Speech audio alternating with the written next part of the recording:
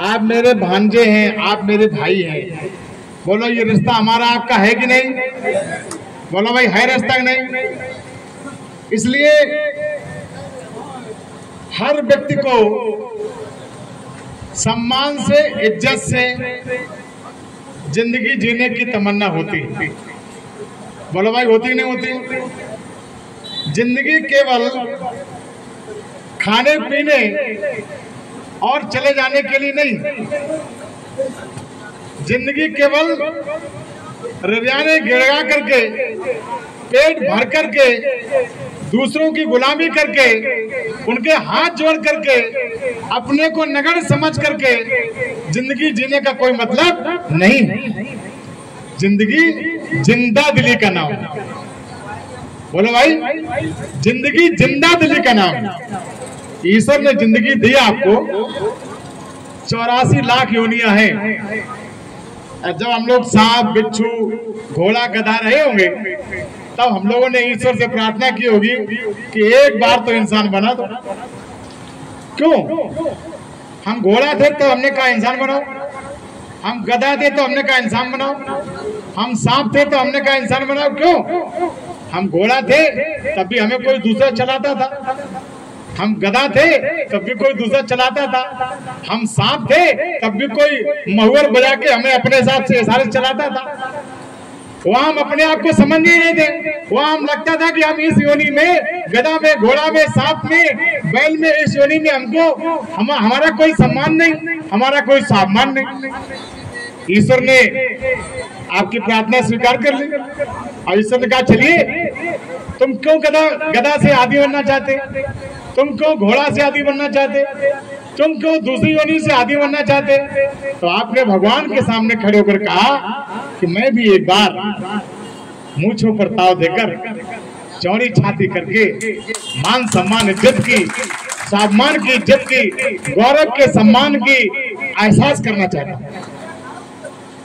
तो जब ईश्वर ने देखा, ईश्वर ने सुना, आपने क्या कहा, हम लोगों ने क्या कहा, हम लोग ईश्वर को क्या वचन देकर के आए?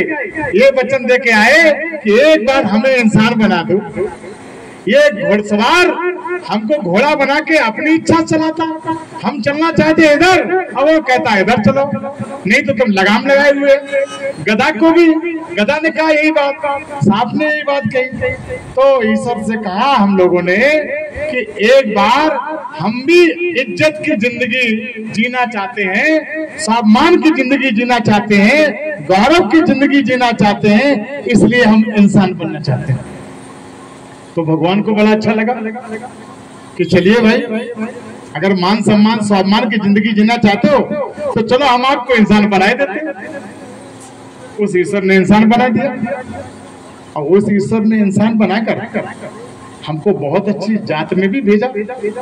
भगवान कृष्ण ने जिसके बांसुरी के बल पर, जिसके चक्र सुदर्शन के बल पर अच्छे अच्छे थर-थर कांपते थे, और यदि कोई बदतमीजी करता था तो भरे दरबार में शिषपाल जैसे लोग अपना सर भी कटाते थे।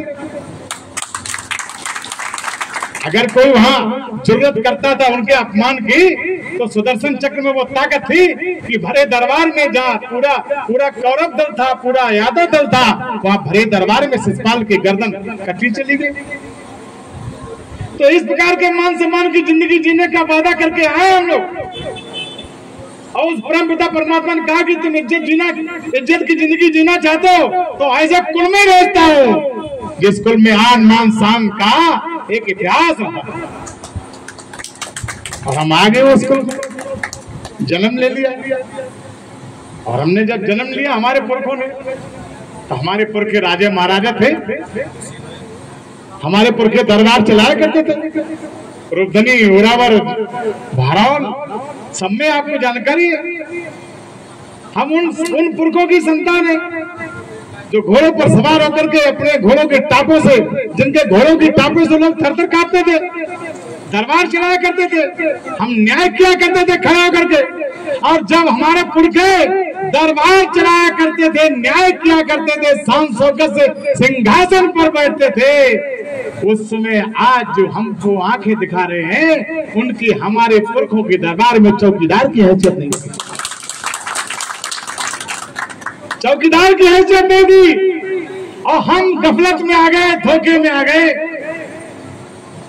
हमने कौए के बच्चे को कोयल का बच्चा समझा और कोयल का बच्चा समझ करके उसको पाला पोसा, अपना बच्चा समझ दिया और पाल पोस करके जब वो बड़ा हुआ तो कौआ कौए में चला गया। आपकी सब मेहनत बेकार चली गई।